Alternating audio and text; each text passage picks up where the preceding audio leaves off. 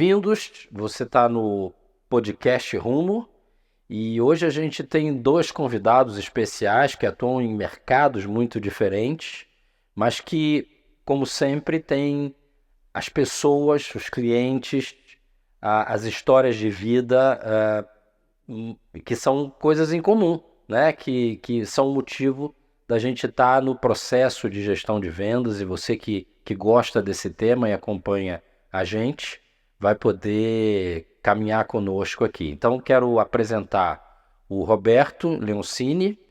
Roberto é vice-presidente de marketing e vendas serviços na Mercedes-Benz Brasil, e Antônio Pupi, que é diretor de vendas na Coty, e que vão trazer histórias interessantes e papos para que a gente possa aprender cada vez mais como lidar com as pessoas, lidar com os negócios e evoluir na carreira em vendas. Roberto, quer começar dando um alô aí para o público? Primeiro, obrigado pelo convite, né? É super legal, a gente já fez várias coisas juntos aí, e assim, vamos tentar compartilhar aqui um pouco da experiência. Eu estou super curioso para ouvir o Pupi, né? Com as experiências dele aí, que é outro segmento totalmente diferente. E eu tenho certeza que a gente vai ter um bate-papo muito gostoso aqui, né? Legal, Pupi.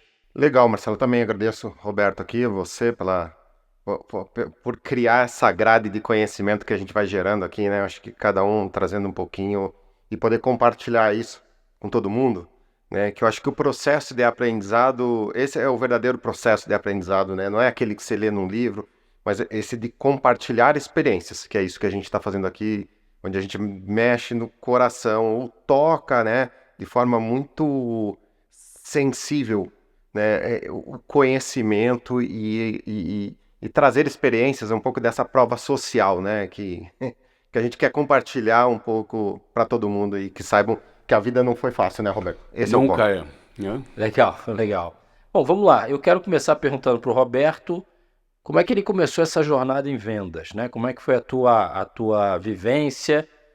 Imagino que você tenha estudado algum assunto diferente de vendas na faculdade. E daí, como é que foi esse início e você caminhar até a posição gerencial executiva na área de vendas? Legal, Marcelo. Assim, eu fiz engenharia industrial mecânica, né? E meu começo, minha carreira começou na Telebrás, extinta Telebrás, e eu fazia empacotamento mecânico de satélite, que era um negócio super bacana. Eu trabalhava no -6, lá em Campinas, no prédio da Telebrás, e eu via só parede, testando equipamentos, sistemas, né, e empacotando isso para poder mandar para fora, né, no satélite. E aquilo não era para mim, tá? E aí eu recebi uma proposta de um familiar que tinha uma agência de propaganda e eu queria ir para o marketing. Ele me chamou, eu fui trabalhar com ela, né? Enquanto isso eu fiz marketing, né, uma pós-graduação, comecei na agência como contato, quer dizer, eu era aquele cara que batia na porta para vender o serviço da agência.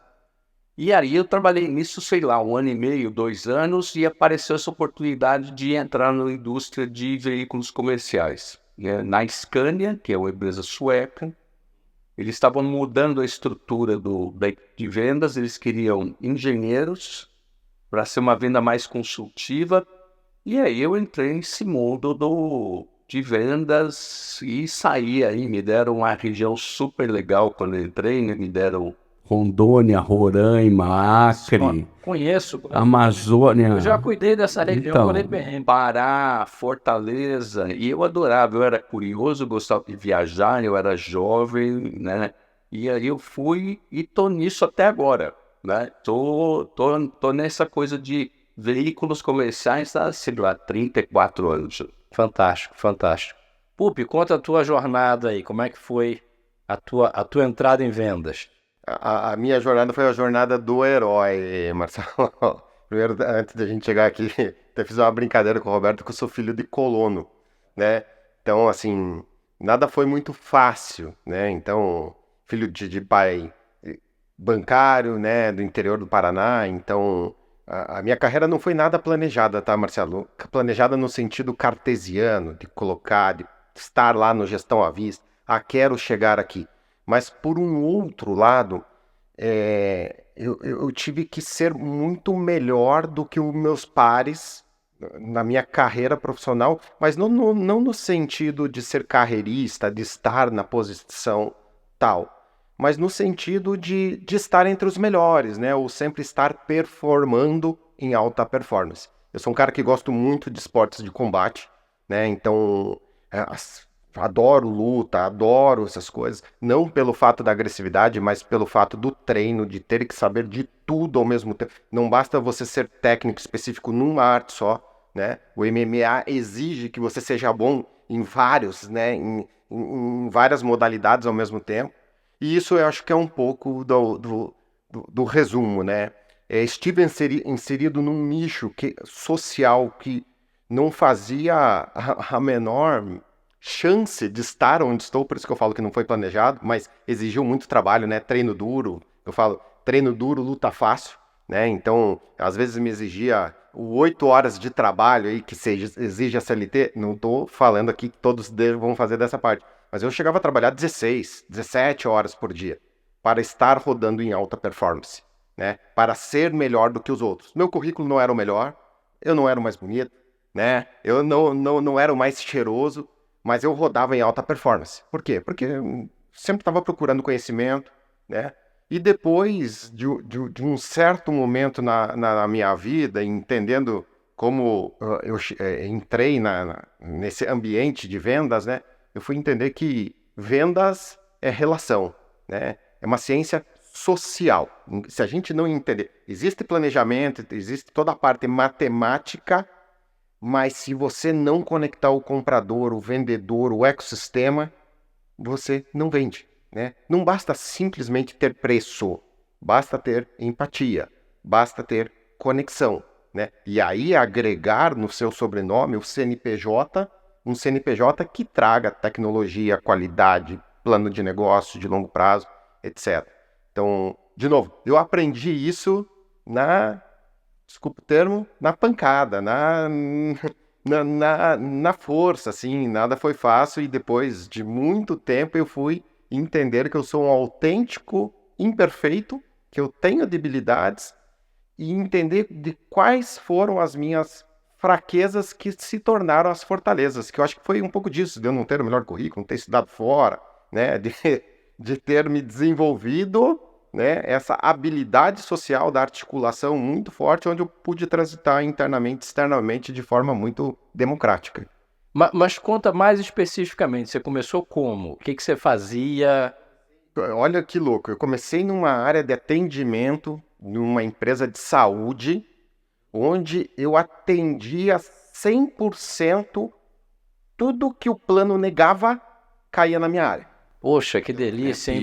É pior do que Rondônia, Roraima. Rondônia e 30 anos Roraima. atrás. Rondônia e Roraima começaram a ficar até divertidos. Mais delicado. É mais delicado. Sim. Eu particularmente, até falando sobre Rondônia e Roraima, eu tive em Rondônia recentemente, há 2 anos atrás, né, no início da minha carreira. Totalmente diferente. Totalmente diferente, mas olha, eu vou te falar, me deu uma saudade daquela vida que a gente levava, porque primeiro que os estados se desenvolveram muito e as pessoas lá são pessoas especiais, né? Porque elas, na prática, são aventureiros, né? Sim, são pessoas que enfrentam a adversidade e a novidade.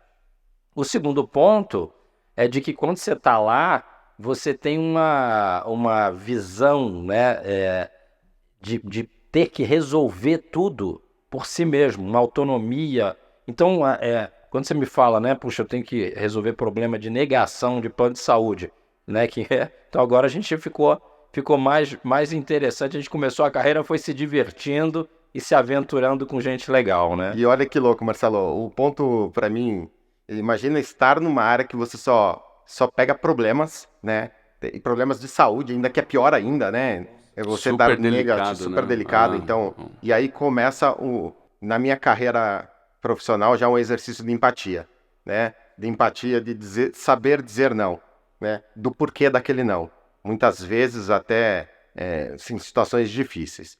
E aí pós isso, eu tive uma grande desilusão profissional, né? Nunca cheguei em casa e falei dos meus pais, ó, quero ser vendedor. Hoje eu me entendo como um eterno vendedor, né? Vendedor. Mas, assim, eles esperavam que eu fosse ser, sei lá, advogado, engenheiro, médico, né? Qualquer outra Qualquer profissão, coisa menos menos vendedor. um vendedor. Ah. Mas, e aí, essa desilusão foi que eu trabalhando nessa empresa de saúde, né? Para a idade que eu tinha, já estava numa faixa salarial até que bacana. Participei de um processo seletivo para trabalhar em outra empresa do ramo de transportes. E aí, naquela ilusão, naquela euforia de jovem, quero mais, agora vou subir um grade de salário. Eu acabei não sendo contratado. E aí, fiquei aí uns 3 meses, né, na luta por uma nova recolocação, e ao mesmo tempo com a desilusão do que eu estava num lugar, por mais que a função não fosse aquela que eu queria, mas o exercício da empatia naquele momento estava me fazendo muito bem. Tive que buscar outras alternativas. E aí caí nesse ambiente de negócios que são vendas, né, onde eu fui trabalhar como estagiário, uma grande multinacional da área de bebidas, uma das maiores do mundo. E dali para frente nunca me encantou tanto essa arte da negociação, essa arte do bater meta todo mês, né? Assim, a área de vendas é muito isso, né? Você não para, né? Todo dia primeiro é um dia novo. Você vai de herói a bandido em um dia. Né? Basta um dia para virar, né? Exatamente. Então, eu acho que isso foi um pouco, imagina, né? Eu sou formado em administração, estava na área de saúde, né? Um setor lá de atendimento de assistência ao usuário que a gente chamava. De repente, vou para a maior companhia de bebidas do mundo, né? Com uma outra visão, hard working total lá, trabalhava assim muito, muito, muito, mas eu acho que foi um MBA, um MBA muito jovem na prática, né? Ótima história, ótimo. Roberto, eu acompanho a tua carreira e vejo que você tem uma conexão muito forte com o cliente final. É óbvio, você está falando de montadoras, né, como Scania, Mercedes-Benz, enormes, e que muitas vezes o executivo de vendas se concentra nos canais, se concentra no marketing, no pré-venda, na estrutura, mas eu vejo que você tem uma preocupação e um envolvimento de tempo genuíno com o cliente final, em entender o caminhoneiro, entender as pessoas que de fato utilizam o produto. Conta um pouquinho, por que isso aconteceu, né? Por que você saiu dessa posição técnica e foi se envolvendo cada vez mais com as pessoas? Eu acho que a chance de conhecer as pessoas aconteceu exatamente logo no início dessa minha trajetória em veículos comerciais, né? Porque, evidente, eu ia para algumas regiões do país onde você não tinha grandes transportadoras, você não tinha grandes clientes, você tinha normalmente o autônomo, né?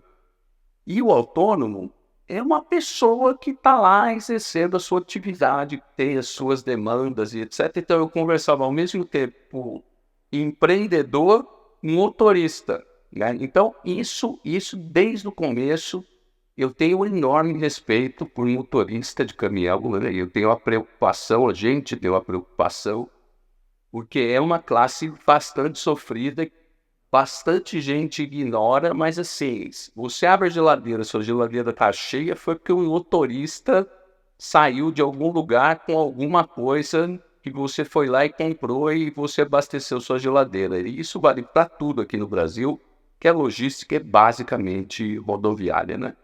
Então essa conexão vem disso, desde os primórdios, e eu sempre falei, e sempre falo do meu time, que assim, o marketing é legal, a engenharia de vendas é bacana, desenvolvimento é sensacional, você dá palpite em produto e etc. Mas se você não lembrar para o que você está fazendo aquilo e para quem você está fazendo aquilo, cara, desconexão acontece sim num tempo recorde, né? E aí você chega e fala, mas não deu certo isso, porque você esqueceu do principal elemento, que é o cara que está lá atrás do volante, que entrega a performance do seu produto ou não entrega a performance do seu produto, né? E hoje você conversa com os grandes transportadores, o grande problema deles hoje é falta de motorista, é falta de gente qualificada, porque é uma profissão que o pai motorista quer que o filho vire advogado, médico, contador, bancário e etc., e nunca motorista, né? E é uma atividade que, em alguns segmentos, remunera extremamente bem, extremamente bem, extremamente bem. Então, eu sempre tive essa conexão, eu gosto de gente, eu gosto de conversar, eu gosto de sentar, eu gosto de olhar, eu sou curioso, né? Eu gosto de entrar na oficina, eu gosto de entrar na oficina do cliente, eu gosto de ver a control tower dele. Então, eu não consigo ficar sentado no meu escritório, né, só no corporativo ou só na estratégia. Eu tenho que ter pelo menos uns 30, 40% do meu tempo na rua, né?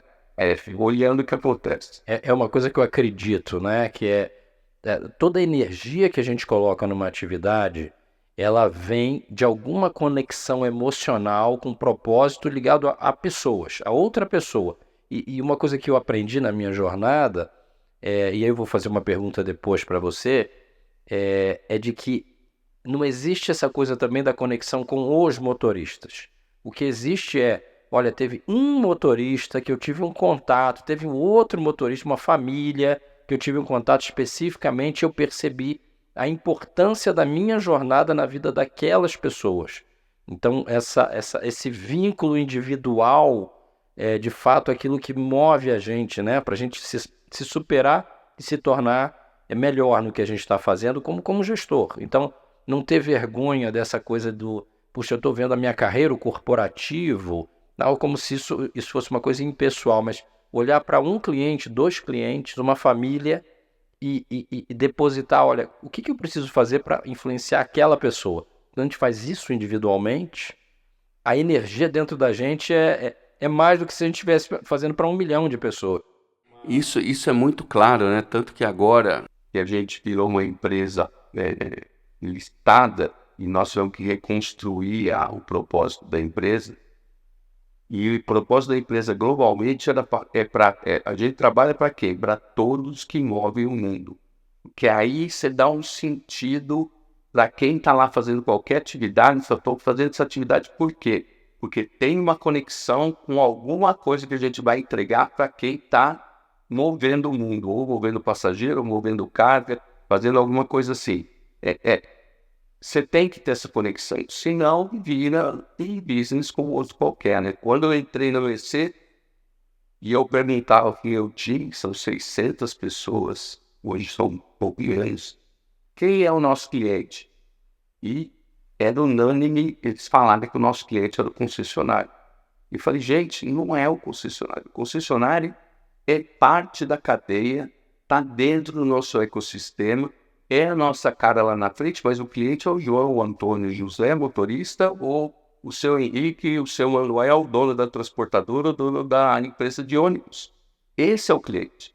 Porque senão você não tem conexão, né? Você entrega uma coisa para alguém e você perde a conexão e esse alguém que se vire com a coisa, né? E era isso mais ou menos que acontecia, né? Sim. É super importante que você falou de ter a conexão, né? Legal, eu posso fazer um complemento aqui? Acho que o Roberto falou um negócio também que eu tenho visto muito, né?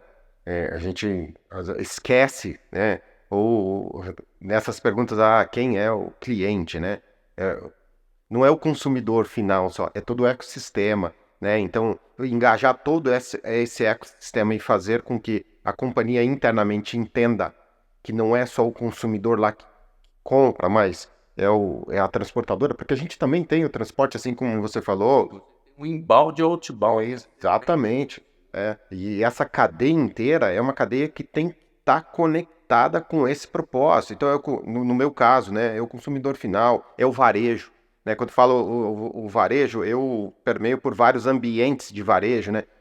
A Coty como em perfumaria, em farmácias, em mercados, em cash and carries. Então, assim, são vários ambientes de varejo que também tem que criar essa conexão. E imagina que dentro desses ambientes de varejo existem lá caixas, promotores, repositores, né? também tem que estar engajado nessa causa.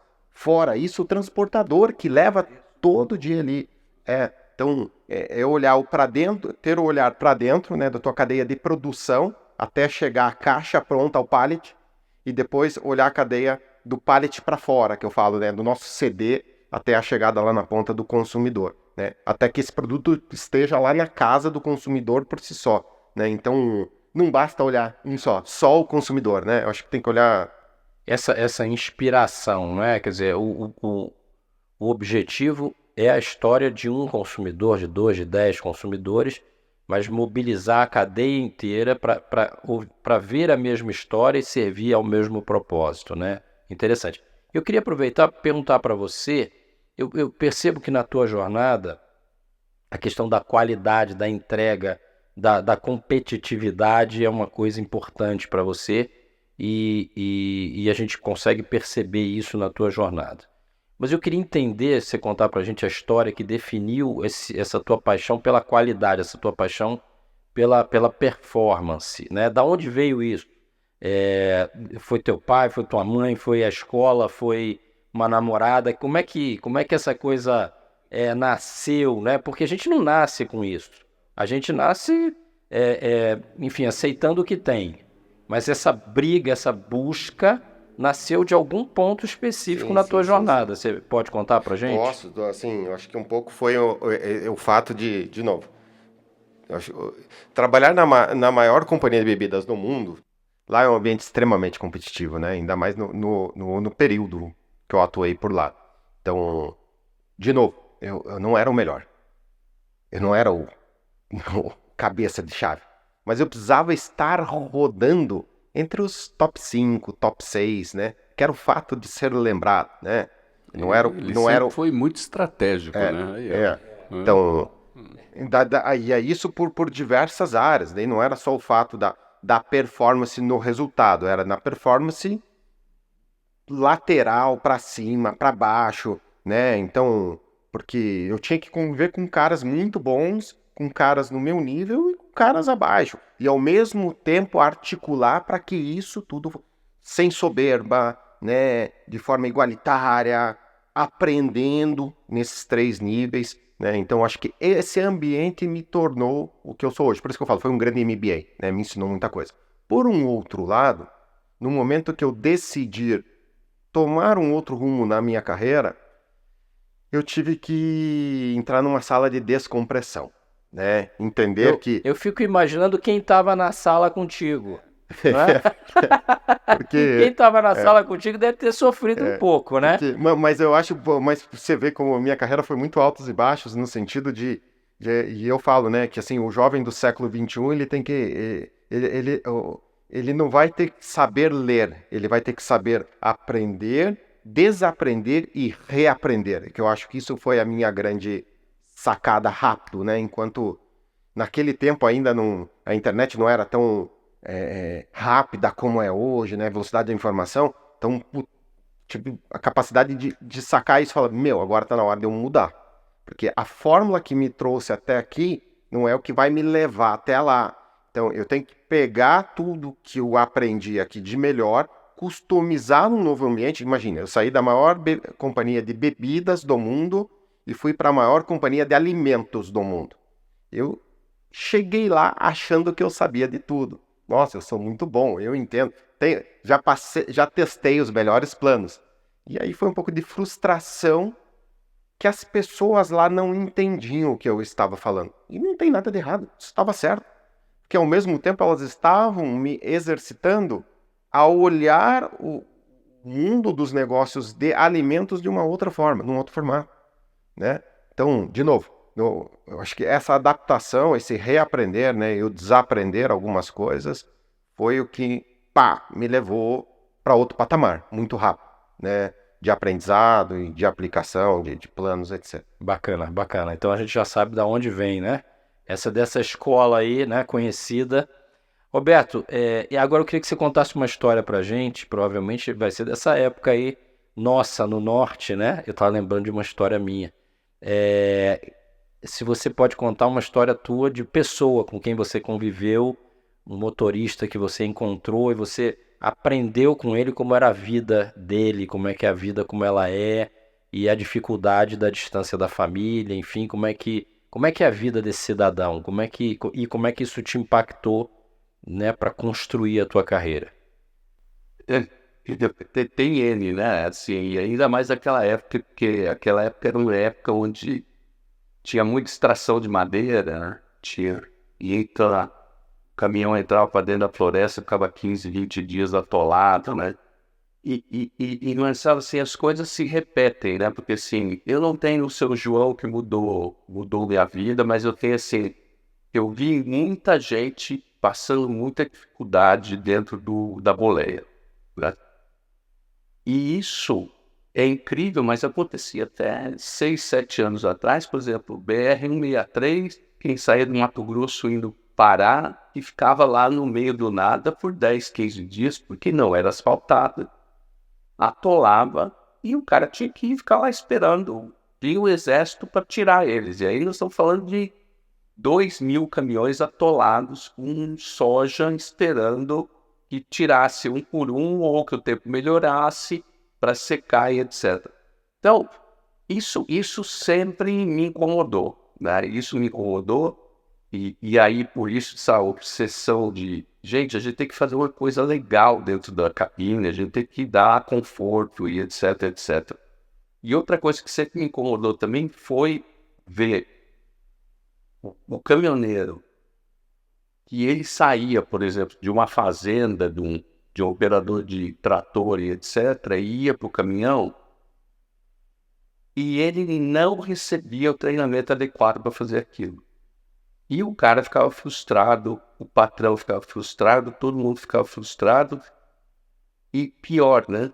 Se você não tinha treinamento, você colocava uma bomba relógio na mão de alguém, né? Porque você está andando com 50, 70, hoje 74 toneladas, num cara que ele não está preparado para aquilo, né? Então isso também me levou desde o começo a sempre apoiar instituições de treinamento, né? Hoje a gente, sei lá, desde faz 20 anos, 25 anos que eu pessoalmente apoio uma instituição que se chama FAPET, uma fundação, né, que é lá em Concórdia, e um dos transportadores chegou para mim e falou, gente, vamos parar de matar gente na estrada, né? Que forte, né? E aí a gente começou, com esse apoio, a gente segue até hoje. E eu acho que isso é olhar para o impacto que você causa na sociedade. Eu percebo, Roberto, que acompanhando, né, eu vi que você investiu tempo, investia, por exemplo, para uma mulher dos caminhoneiras. Sim. Né? Agora, essa é a nossa nova luta aí de trazer o mulher para o segmento, principalmente a motorista. Cara, a gente para em posto na estrada. Se separa, tira o grau, para em alguns lugares e do cara no banheiro. Imagina uma mulher motorista que não tem a mínima estrutura, né? Então a gente começou a olhar isso, começou a levantar a voz para isso. E o simbolismo disso, a gente fez um caminhão e tem toalete a bordo. Que foi a desenhar elas. A gente pediu para elas entrarem num site nosso e elas colocaram o que eles gostariam de ter no caminhão, e assim, 90% fala que a gente gostaria de ter um toalete para não ter que descer do caminhão à noite, céu, é isso. Aí a gente fez um desafio para as engenheiras da Mercedes, e elas entregaram o caminhão do toalete a bordo. Esse caminhão roda no Brasil, vários eventos, eu consigo montar isso se eu tiver demanda, e a gente alivia um pouco a carga delas. E esse simbolismo agora virou global, porque a Alemanha está me perguntando do caminhão, outros países estão me perguntando do caminhão, e eles também estão começando a fazer esse empreendimento de trazer a mulher para dentro da atividade E aqui no Brasil nós temos uma outra característica, que muito motorista viaja com a mulher. Aí eu já percebi aí nas paradas, e aí a gente cuida dela também, né? Que legal, cara. Olha, eu assim, tô encantado com duas informações, né, que você trouxe. Uma primeira, que é até chocante, né, de ter 2.000 caminhões parados em função, né, de falta de infraestrutura, que eu não tinha essa ideia desse volume, né, esperando o Exército. E essa segunda coisa que eu acho que fala para qualquer pessoa, né, que esteja na área de vendas e gestão, que é a possibilidade de você ouvir o cliente. Então, essa coisa que você trouxe, né, para a Mercedes, né, que é a estrada. Isso. Então, isso, quando você me conta essa história, me conta a história de parar de matar gente, né, porque isso de fato, quando você investe energia no processo educacional de transformação, e sendo feito pela área de marketing e vendas, sendo feito pela liderança de negócios. Então, quando a gente tem esse carinho, essa integração pelo cliente, a gente pode fazer diferença na vida das pessoas, dirigindo a empresa para atender a necessidade do cliente, que é sempre o que a gente deve fazer, mas às vezes a gente não faz. A empresa tem que ser provocada, Marcelo. Sempre tem que ser provocada, porque assim, existe energia para fazer, mas existe a inércia porque não tem a vocação. Você tem tanta coisa acontecendo ao mesmo tempo. A meta do mês é a meta do mês, é a pressão do custo, e etc. É o sindicato, etc, etc. Que se você não tiver agente de provocação para canalizar a direção, você não consegue. Fantástico. Eu quero aproveitar, Pupi, fazer uma pergunta para você, porque você hoje atua já há algum tempo com canal indireto, né, com distribuidores. E o distribuidor, você tem o caminhoneiro, né, que leva o produto, e você tem o distribuidor que de fato viabiliza o produto chegar em todos os lugares, né, nos pontos de venda mais simples, menores. Enfim, você tem ali uma importância monumental para a maioria dos brasileiros que tem uma renda mais baixa, né, que não tem condição de transporte, de ter um carro. As pessoas não pensam muito nisso, né? Mas quem não tem um carro... chega na pessoa. Né? Quem não tem um carro, como é que ele vai no atacarejo, né? Ele não vai no atacarejo, então ele precisa ser atendido por um distribuidor que vai levar numa cidade pequena e tudo mais. Então, e o que eu tenho percebido hoje é a importância da liderança da indústria em fazer essa provocação que o Roberto falou, da melhoria da qualidade do processo de distribuição e até da condição de trabalho do vendedor, da distribuidora, do próprio varejo que é atendido e desse empresário lutador, né, que montou uma distribuidora. Mas eu queria que você pensasse numa história específica de um distribuidor que você apoiou, provavelmente pressionou, espero que não tenha sido na sua sala de descompressão. Eu não queria estar na sala depois contigo. Do MMA, eu fico o preocupado. O cara do MMA dentro da sala de descompressão, né? Aí... Mas conta a história desse cara dessa jornada tua com ele. Eu acho que tiveram vários, tá? E inclusive, imagina que distribuidores hoje, a maioria dos distribuidores hoje que deram certo, ainda são distribuidores que seguem um modelo que vieram, né, de processos sucessórios, de famílias que acabaram passando um modelo de negócio para outro, para filhos, para sobrinhos, né?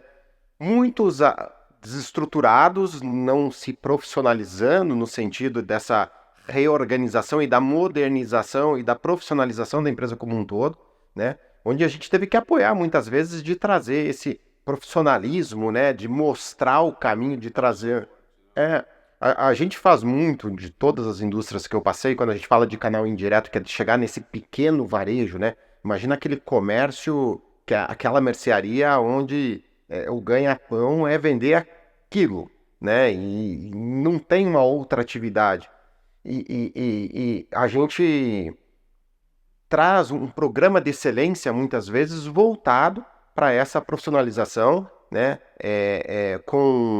Com pagamento, né, um pay for performance, que a gente chama, né, que é o pagamento por performance num determinado período, onde com uma metodologia, né? Desde a entrega da saída do que a gente chama da roteirização, daquele pequeno caminhão urbano que vai fazer a entrega urbana, até o processo da rotina diária de um vendedor, né? Do que ele tem que fazer, que KPI ele tem que estar muito claro. Você faz essa gestão também, você vai até a ponta olhar a jornada do vendedor, do seu distribuidor. Total. E muitas vezes, porque o distribuidor é um braço da companhia. Então, ele tem que estar parametrizado com o propósito da companhia. De que forma a gente faz isso? Né? O mundo comercial de vendas é informação. Né? É todo dia, é meio que por osmose. Né? Você tanto fala que chega uma hora que fica mecânico. Esses dias eu até comentei com o Marcelo, fazendo um paralelo com o MMA. Né? Você treina 1000 vezes um golpe para que esse golpe, a hora que for aplicado... Na hora que você tiver oportunidade, é automático. Saia de forma automática. E vendas é um pouco disso, né? É treinamento, é capacitação, é acompanhamento, é coaching, né? É mostrar exatamente como nós vamos chegar com a melhor qualidade. Não basta ser eficiente, tem que ser muito eficaz, porque tem que fazer o gol também, né? Então, é um pouco dessa jornada de aprendizado. Então, posso falar que sim, tivemos vários distribuidores ao longo do caminho que se perderam, né? Colocaram o propósito financeiro na frente do propósito de legado, de longo tempo, né? Não estou falando que não seja importante, eu acho que a companhia tem que colocar energia para manter um balanço onde haja investimento e que esse reinvestimento não seja só para ampliação do negócio, seja para ampliação atrás de buscar um plano de negócios futuro, né? De aumento de time de vendas, de aumento de uma roteirização, de aumento de tecnologia. Exatamente. Então, eu acho que o programa de excelência que temos para distribuidores é uma das ferramentas, né? É uma das histórias que a gente conta para essa rede, para essa malha de distribuição que representa a companhia como um todo. De resgatar. Às vezes o cara está meio perdido lá, né? Então vamos reavaliar como está, né? Até para fazer parte da companhia, porque senão também não faz sentido ter um distribuidor que não siga uma métrica ou que não esteja performando. Né? Bom, a gente está chegando ao final, né, do nosso bate-papo aqui, e aí eu quero pedir para vocês pensarem numa mensagem, né? No caso do Roberto, para os gestores. A gente já fez projeto junto com gestores da Mercedes, mas eu acho assim, o que eu queria que você pudesse contar, né? Basicamente, 1 ou 2 comportamentos vitais, hábitos que esses gestores deveriam ter para alcançar o sucesso na vida pessoal deles, na carreira deles, para que eles pudessem crescer. Quais seriam as 2 coisas fundamentais que você acredita que eles deveriam investir no dia a dia, assim como você, Pupi, pensar em 2 coisas fundamentais para os gestores de distribuidoras, né? Ambos são distribuidores de produtos com suas características próprias, mas para os líderes de vendas, o que você recomendaria para esses gestores da rede? Eu assim, sei lá, na minha trajetória eu vejo que os mais eficientes e eficazes que eu conheço, eles têm algumas características. Primeiro, eles são curiosos. Por quê? Porque esse é a ignição do negócio. Você é curioso por conhecer pessoas, por entender, por aprender a desaprender e aprender novamente, né? Eu sou da época do orelhão, cara. Eu viajava, eu tinha que ligar pro meu chefe no orelhão. Agora, eu tô aqui, ó, trocando cartão de visita aqui, ó, né, pelo WhatsApp, etc, né? É um velhinho moderno, que nem minha secretária, cara, né? Mas assim, eu acho que curiosidade é fundamental. Todas as pessoas que eu conheço nessa área, elas têm essa característica, né?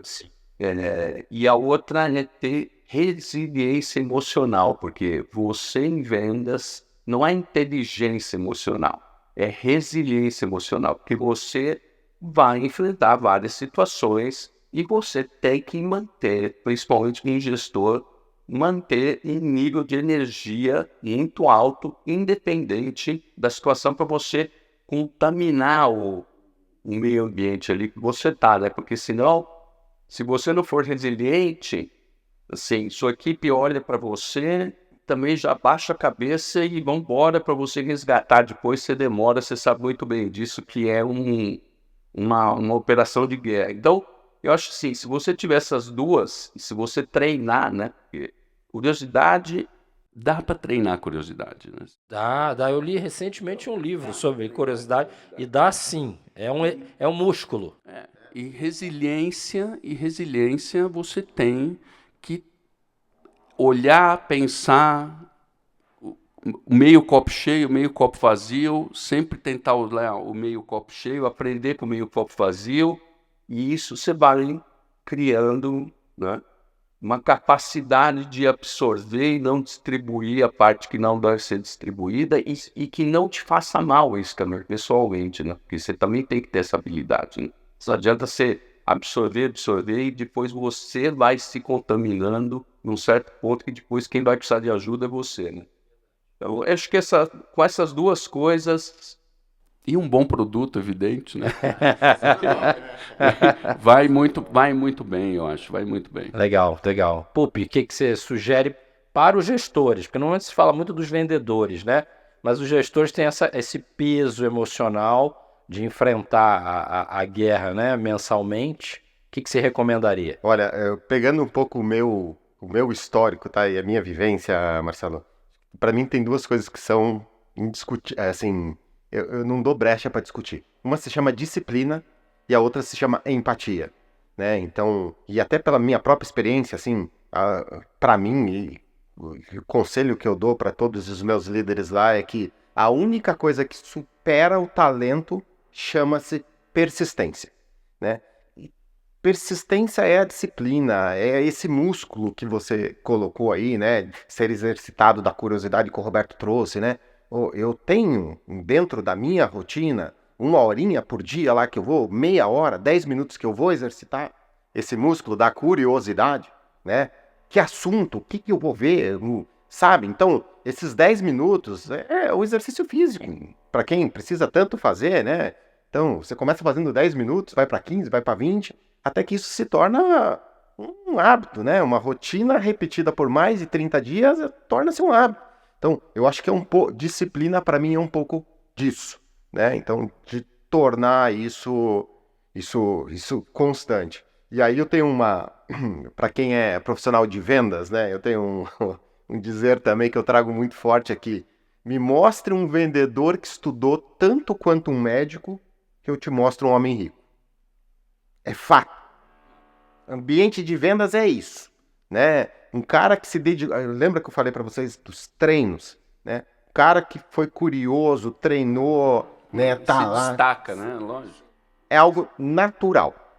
É natural isso. Então, acho que esse para mim é uma dica aí. Fantástico. Né? Acho que a soma dos dois, sim, as duas visões. Pacote campeão. Isso. Né? E eu acho que para você que está assistindo a gente, é muito importante compreender e refletir sobre essas 4 sugestões, né, que eles fizeram, seja da curiosidade, da resiliência de levantar depois de apanhar, porque a gente apanha todo dia, né, na gestão de vendas, seja da disciplina e da empatia, que é tentar olhar o lado do cliente, tentar olhar o lado do vendedor, tentar olhar o lado da pessoa que trabalha com a gente no supply chain ou no financeiro, e com empatia a gente tentar equilibrar essa percepção da realidade para que a gente possa continuar curioso, para a gente continuar disciplinado, para a gente, né, vencer essa jornada diária